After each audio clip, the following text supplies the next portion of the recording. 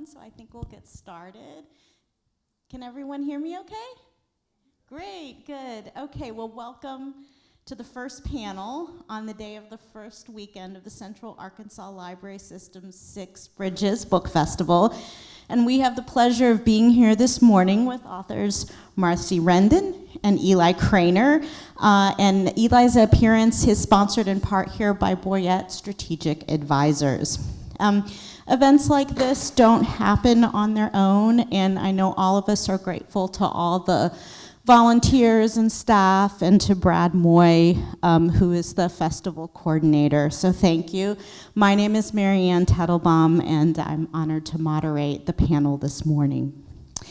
Both of the books that we're going to discuss today, Sinister Graves and Don't Know Tough, are really deeply and firmly grounded in the places and the land and the geography and the environment of where their stories take place.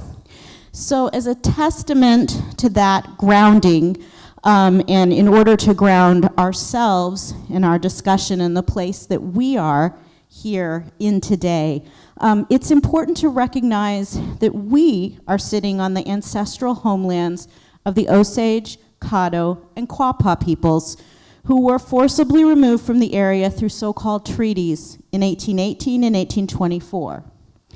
And in the 1830s, Little Rock was a major stopping point for peoples from the Cherokee, Chickasaw, Choctaw, Muskogee, and Seminole nations on the death march known as the Trail of Tears, which followed after these people's forced removal from Florida. And those people would have marched along Broadway and Main Street right near where we sit now, or arrived by barges, and they would have assembled on the banks of the Arkansas River, probably not far from where we are now, to their final destination.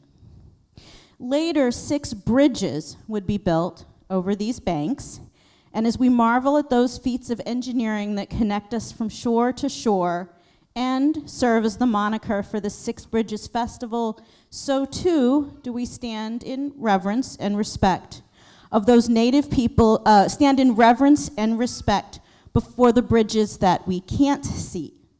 Those are the personal, familial, and spiritual ties that bound the Native peoples to their land and that continue to bind their descendants. We acknowledge that our grounding here today in this place is the result of the repeated destruction of those unseen bridges, the bridges that enabled our own grounding in the first place, and we pledge in whatever ways are meaningful and possible for us to work at rebuilding them. Now that I've introduced the place and we're grounded in where we're at, I'd like to introduce our people. Eli Crainer is a Russellville, Arkansas native and resident. He is a former football quarterback who's played at every level, from peewee to professional. He's also coached high school football. Today, he works with the pen rather than the pigskin, writing short fiction, essays, a nationally syndicated sports column, a craft column called Shop Talk, and crime novels. The book we will discuss today, Don't Know Tough, won the Peter Lovesey First Crime Novel Contest. He also teaches English in an alternative learning environment classroom to 9th through 12th graders. Of Don't Know Tough, Eli says that he hopes it, quote, opens readers' eyes to the often overlooked lives of my students and former players, existences so painful, so tough, that they are truly unfathomable. Marcie Rendon, joining us today from Minneapolis, is an enrolled member of the White Earth Nation, as well as an author, playwright, poet, and community arts activist. Last year, she was awarded an honorary Doctor of Humane Letters by Adler University. The book we will discuss today, Sinister Graves, is the third in a series of mystery novels featuring heroine Cash Blackbear.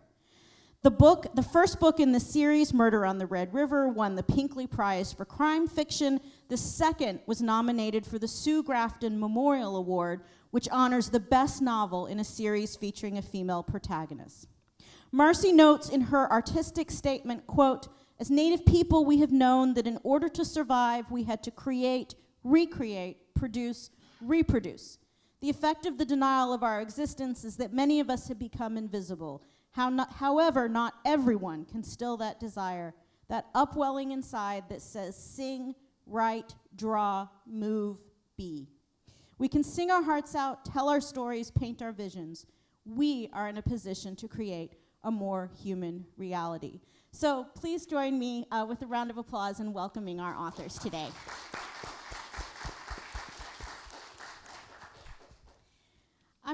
Before I ask you each to read a passage from your books, I'm going to start off with a question for both of you. Then after they read, we'll take questions from you, the audience. But I wonder if you all could talk about the significance of the setting, the place in your books, both within the context of the books and perhaps to you personally as authors. And Marcie, I'll start with you.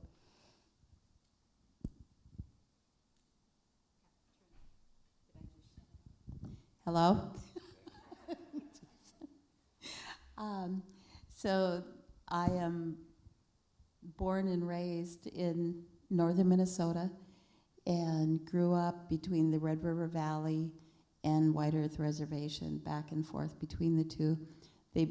The reservation borders the Red River Valley, which is where the Cash Blackbear books are set. And the Red River Valley of the North has been called the breadbasket of the world. Eons ago, there was a glacier that moved north that literally just flattened the land. So you can see forever across that valley.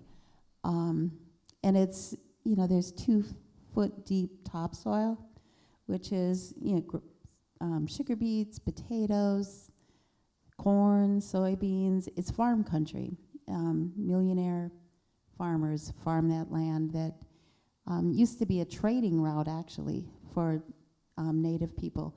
We knew that river flooded every spring. The Ojibwe name for that valley, which I can't pronounce, is like the land of every 100-year lake, because literally it just, all the snow melt. It's the only river that runs north, so all these little creeks, when the snow melts, it all goes straight to the Red River and the valley, and then flows north to Lake Winnipeg and eventually Hudson Bay.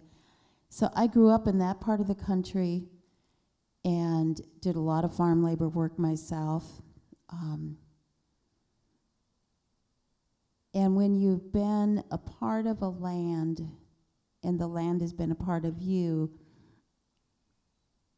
I don't know, there's a connection, there's a balance that you just never forget. So people say, well, how can you write about this? It's because I know it. It's in me. Like I can still close my eyes and hear like the wind in the cottonwood leaves as it blows, because the cottonwoods grow along that Red River. Cottonwoods, oak, other hardwood trees. And the whole farm thing of you're driving down a highway and the road is just slippery because the sugar beets will fall off the trucks.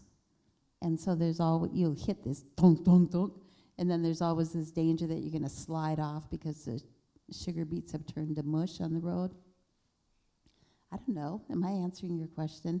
I mean, this is my country, this is my land. And then the reservation is more, it's like the sand, because that would have been the beach of Lake Agassiz. It's sandy, it's tamarack forest, it's swamps, it's lots and lots of lakes. I mean, Minnesota, 10,000 lakes. Anyways, that's where I'm from. Great, thank you. I really appreciate it. And those of you who read the books know that landscape certainly permeates where they're set. From the valley and the prairies of northern Minnesota, I'd like to move to the hills of the Ozarks. And Eli, do you mind just talking a little bit about that place within the context of your books and your own life? Yeah, definitely. I'm Arkansas, born and bred, and growing up, I was always looking for Arkansas. Like in any book that I could find, any movie I could see. As a guy from this part of the country, I didn't see a lot of it, so I always knew when I wanted to write, that I wanted to set everything I could in Arkansas. I was born over in the Delta in Forest City, and then raised in the valley, in the River Valley. And I remember I was like 4 when we moved, and my parents and my whole family's from Forest City. And a whole bunch of my life was spent figuring out the 2 different cultures. Like there is a Delta culture, you know, and there's like a line in Arkansas that changes. There's a whole different sort of people and place, and so that's represented in the book. The main character, the protagonist, is from that Delta area of Arkansas, and then he moves, to an area that borders the Ozarks and the River Valley. And so, yeah, it's all in there, and I think, the hardness of it and the beauty of it, it's all kind of part of that same stuff in the book. Thank you both. I really appreciate it. I'm wondering now if we can get you, now that we're set in the books, to read a little bit from each of your books, and maybe Eli, I'll start with you. He's going to be reading from Don't Know Tough, and I'll just mention that you can purchase these books after this panel and read more yourselves. Yeah, and speaking of place, I did want to read this one line that really does good with place. It says, Arkansas hills produce crazy, like the earth's mantle produces diamonds, enough heat and pressure to make all things hard. So that was that kind of, but the book's written in alternating point of views. So the first chapter is from, like what she said in the introduction, I was a coach for 5 years. I got to be the head football coach when I was 26, which was way too young, and it was really, I'd just gotten the job because of my playing career and not my coaching career. And so those of you around here, being a head coach in Arkansas is a heavy deal. It was at a 5A school, and it's kind of like being mayor, sheriff, and a youth pastor, all tied into one job for a 26-year-old. We did not do very good. We went 1-19 in my 2 years there. And it absolutely killed me because of the pull of seeing these lives, because as the head coach, I felt responsible, I felt responsible for them. And I was taking them home and I was buying them lunch. And so you got really up close and personal with all these boys. And then we were losing, and it was like everybody was more worried about losing. And I'm like, we need to save these kids' lives. Like, we need to be there, helping them make it through today, not just win a football game, which that would have been nice too. And we did win one, and that one was glorious. It was worth everything. But so this is just the opening scene of Don't Know Tough. It's from Billy Lowe. Billy's described as a sawed-off white boy with tree trunk thighs. He's a running back. He's from the Delta. He's been transplanted into this kind of hill area. And then the only thing you need to know is that he's got his mother's boyfriend has been abusing him, and he refers to him here as he with a capital H. So I'll kind of emphasize it, and you'll hear it. But this is the first chapter, the first scene of Don't Know Tough. Still feel the burn on my neck. Told Coach it was a ringworm this morning when he picked me up, but it ain't. It a cigarette, or at least what a lit cigarette do when it's stuck in your neck. And I just stared at him when he did it. No way I was gonna let him see me hurt, no way. Bit a hole through the side of my cheek, swallowed blood, and just stared at him. Tasted blood all day. Tasted it while I sat in Miss Miller's class. Woke up in algebra tasting it. Drank milk from a cardboard box at lunch, and still, I tasted it. But now at 8th period football, and Coach already got the boys lined up on either side of the 50, a crease in between, a small space for running and tackling, for pain. It's my favorite drill. I just been standing back here watching the other boys go at it, the sound of pads popping like sheet metal flapping in a storm. Who on next? Holler Bull. Bull ain't the head coach. Bull coached the defense. He as mean as they come. I tongue the hole in my cheek, finger the cigarette burn on my neck, and step into the crease. Coach hand me the ball and smile. He know what kind of power I got. Senior year too, they got that sophomore linebacker lined up across from me. The one with the rich daddy is always paying for everything. Coach blow his whistle, and I can see him smiling as he stuck that hot tip in my neck, smiling when he put little brother out in the pen. I grip the ball tight, duck my head, and run at sophomore linebacker. When we hit, there's real lightning. Thunder explode across the field. The back of sophomore linebacker's head, the first thing to hit the ground, arms out like Jesus on the cross. I step on his neck as I run past him, and the other boys cheer. Coach blow his whistle, and already the linebacker getting up like I ain't nothing, shaking his head, laughing and standing again, disrespecting me. This time I spear him with the top of my helmet, dive and go head to head. That's my son, so it's cool. Right at this really just gruesome moment in the story. This time I spear him with the top of my helmet, dive and go head to head. There's a cracking sound, not thunder, not lightning, and damn sure not sheet metal. This the sound of my heart breaking, the sound of violence pouring out. Coach blow his whistle like somebody drowning. Sophomore linebacker scream because he don't know what's on him. This boy a poser. He don't know tough, don't know nothing. Bet his mama woke him up this morning with some milk and cookies. I tried to bite his cheek off, but the face mask, the mouthpiece, I see only red, then black, a cigarette, a dog pen.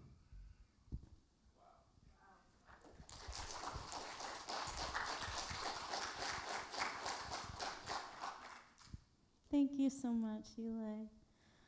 Marcie, I wonder if you could now read for us? Okay. I was listening to your son, and I used to do a lot of spoken word poetry.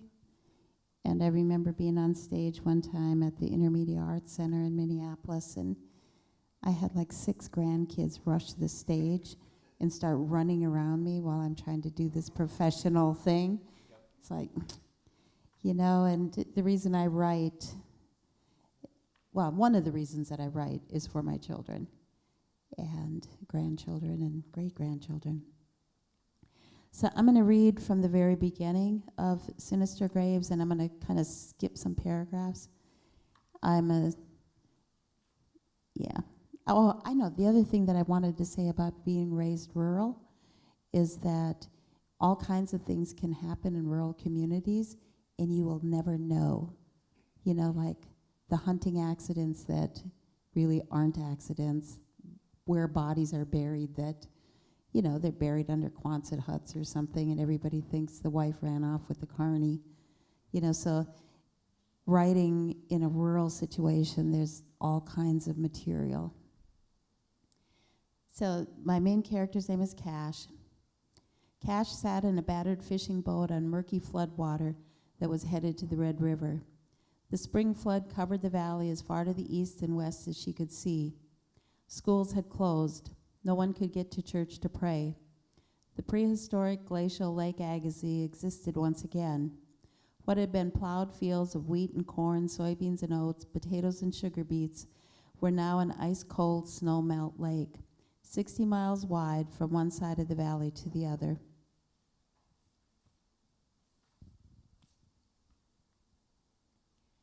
Skipping a whole page there. Cash had spent 11 hours the day before throwing sandbags with a chain of humans. One end filled bags with sand, then 10 to 15 people passed the full bags to those at the end of the line, who laid the sandbags like bricks to create a dike in order to keep the river from flooding downtown. It was a rush against the forces of nature. When Cash had arrived home after helping fill sandbags, she was so bone-weary she flopped into bed without getting undressed and didn't wake until the insistent ringing of her landline woke her. No one except Wheaton, who was the county sheriff and her mentor, ever called. What few friends she had given up on her ever answering her phone. Most just dropped by and hollered up at her apartment, or made the journey up the flight of stairs and knocked. But that early morning phone call rang and rang. It had stopped briefly, then started ringing again. Cash finally pushed herself off the bed and stumbled to the kitchen, where the beige rotary phone sat on the counter. She picked up the handset. Yeah? Cash, it's Wheaton. What are you doing? Sleeping. There's a flood out there. Silence. What? We have a body here that flooded into town. Silence. Where? Ada. Highway 75 is flooded. I don't even know if I can get over to Moorhead. Last night they were saying the river might crest over the bridges in downtown. Maybe someone's got a boat that could get you out here. More silence. You'll have to follow the road up, stay away from the river. River's going too fast to try and get on. Maybe a boat with a motor could get you up Highway 75, or 9. 9 might be safer. Water's not as deep, and there really is no current. The water is just sitting on the fields waiting for the river to empty up north. Cash had leaned her head against the counter. Her waist-length braids slid over one shoulder.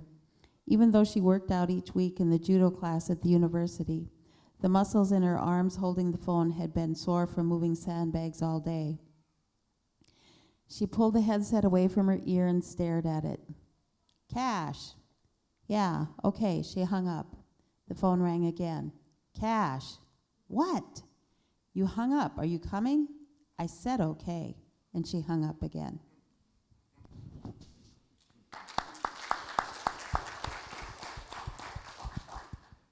Great, thank you all both so much for sharing those passages and from characters that I was just, when I started thinking about the books, it's interesting how much they have in common and the sort of things that they struggle with. I'd like to open it up for questions from our audience. There are microphones on either side of the stage, and if anyone would like to ask questions, I'd like to invite you to come up and do so.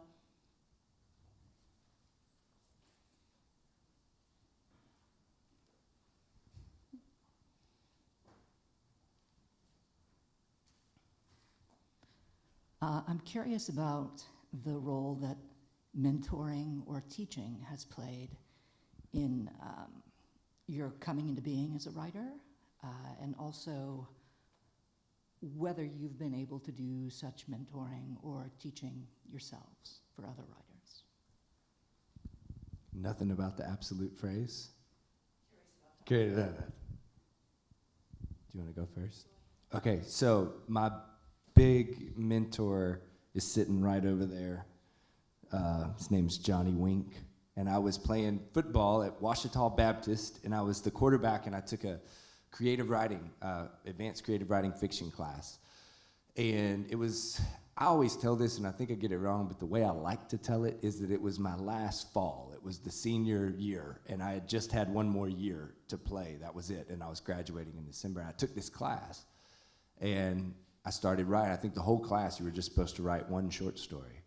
But what I did was I started writing about a story a week. And it was like every Friday I would slide it under his office door, and then I'd go play these games, and then I'd come back on Monday, and he'd hand me these marked up, all the notes, all the, the stuff that, and they were bad. They were really bad stories, and he'll tell you they weren't, but he found the couple of lines that were really good. And so it's never stopped. That was what started it. I went off, played football in Sweden, was sending him stuff through email, then coached, and I would write essays about things that were happening. I'd send him stuff, and now every column I write, every book I write, send it to him. Tuesday nights I call him, I read it out loud to him, and it's just been the most the most beautiful thing. And in terms of mentorship, I've had a few students who've come along, you know, in my world, and now I actually teach through Virtual Arkansas. So this year has been my first year doing it remotely. And then also, the students I teach are through like DYS. So they're like in our juvenile detention facilities. So it's not a lot of creative writing stuff in there, but authors who've reached out, you know, and a blurb or I always try to do, you know, anything I can, because I remember needing just, you know, last year, needing anybody I could get, you know, to help to pass it up along.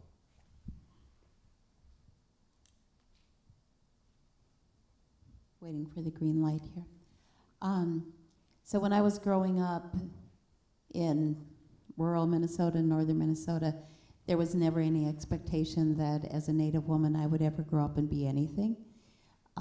I started writing at a really young age, and I don't know, just wrote all the time, but no one ever said to me, you can grow up and be a writer. I mean, it just wasn't heard of for a Native person to do that, I don't think.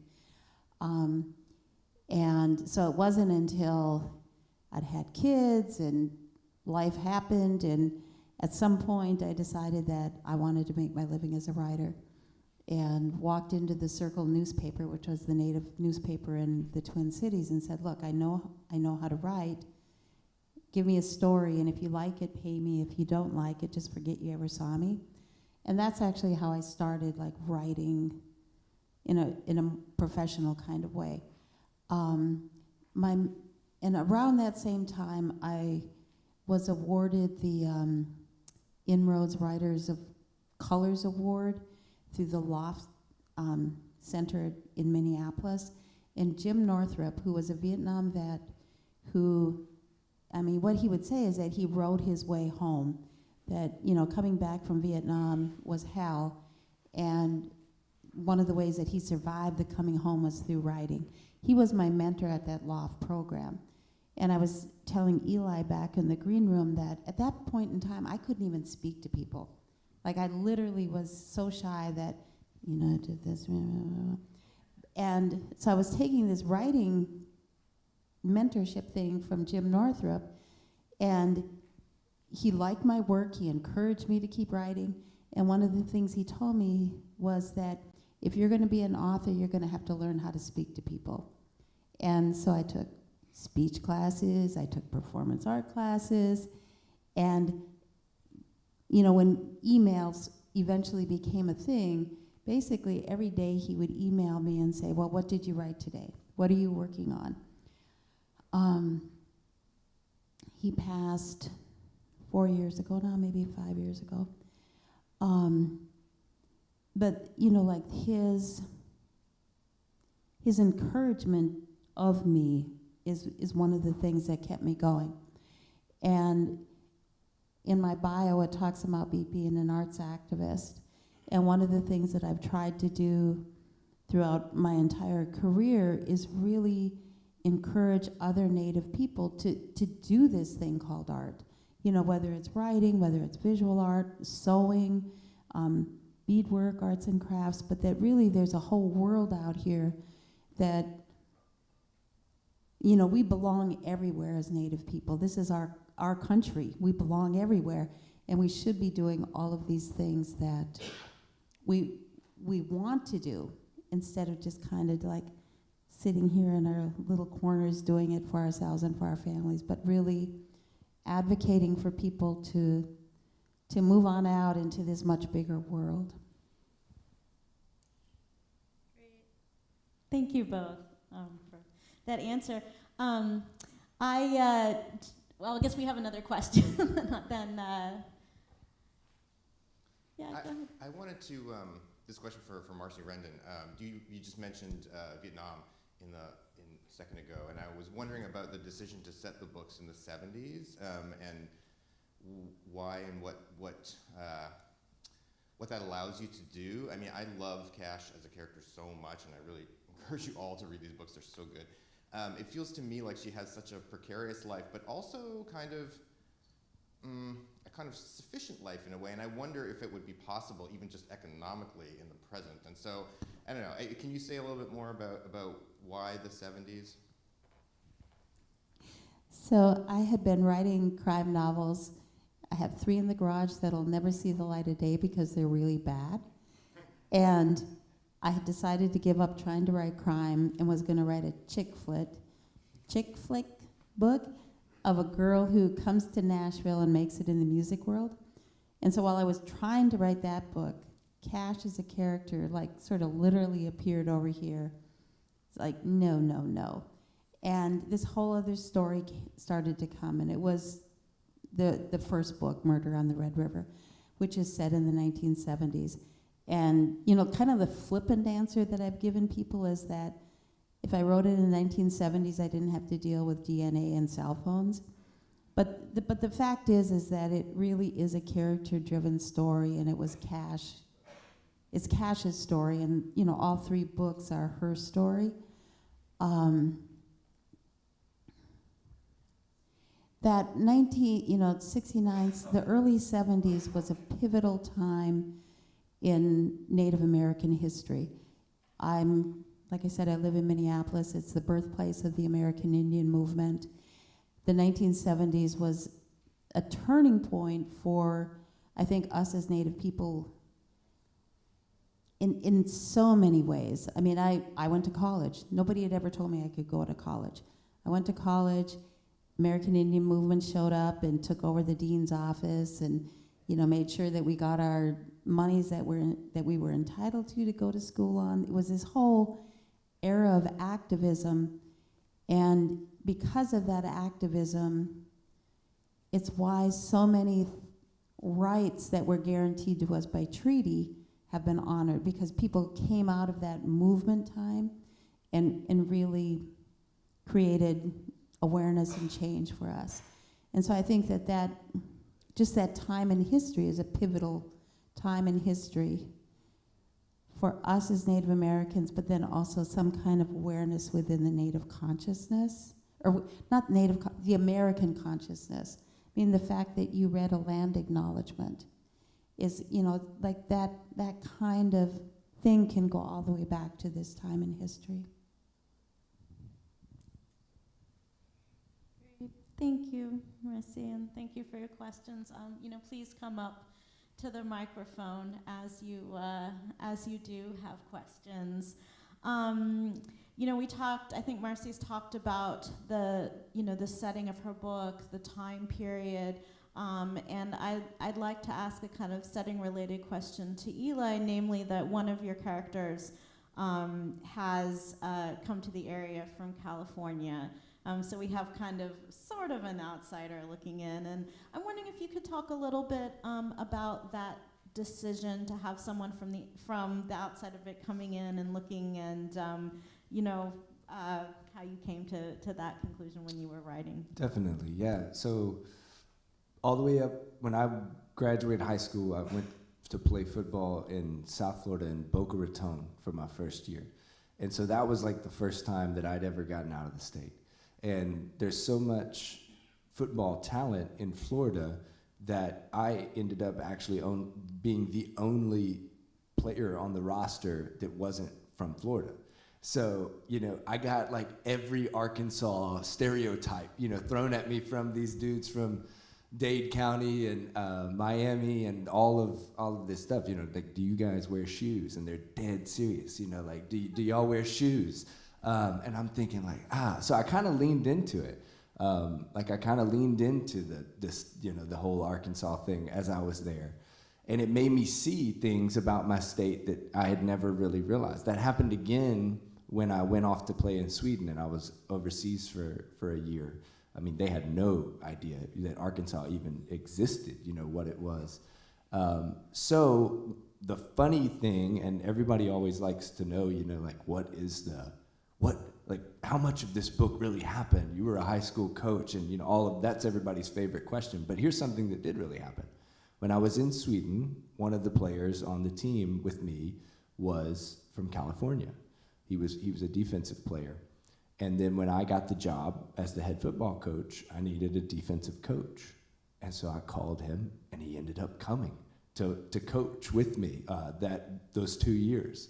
So I had this guy from like the Bay Area of California who was in Arkansas, right at the foothills of the Ozarks, coaching this team. We were horrible, and he was, so I got to see it all play out. I got to watch him be like, oh my gosh, like this is real life. Like these are real things.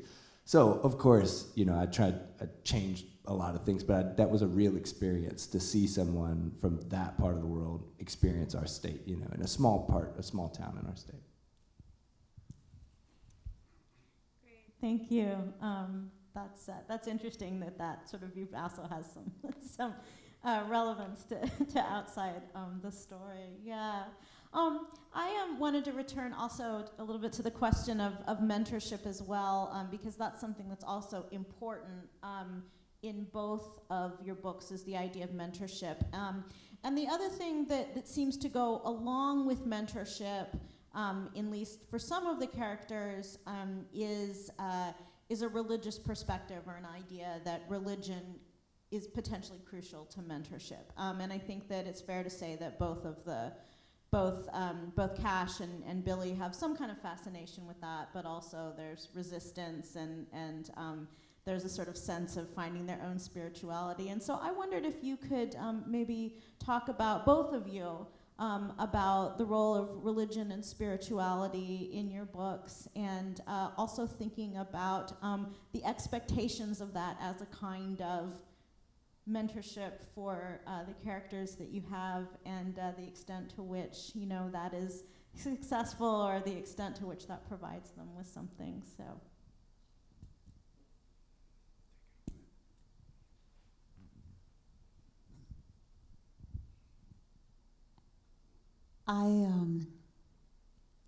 I feel like this might be a trick question. Oh dear. In Sinister Graves, one of the key kernels of the story is this minister and his wife who have like this cult-like religion going on the edge of the reservation. And I want to be so careful not to offend people. I am not a Christian, not my belief system whatsoever. And the fact is that during President Grant's presidency, during that time in history, there was a push to assimilate Native people. And so there's a Quaker Center, I think it's in Philadelphia, where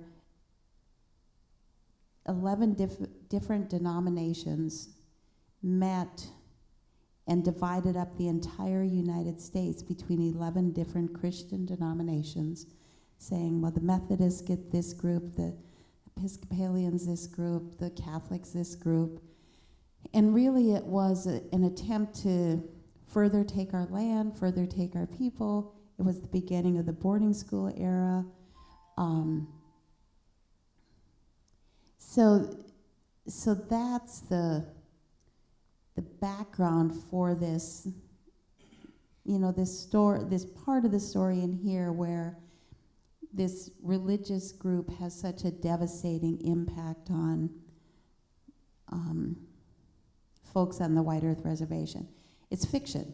That, to my knowledge, this never ever really happened, but it's a picture of a much bigger issue. And for Cash herself, her belief system is the traditional Ojibwe spirituality. I mean, we don't have like a religion. We have a way of life and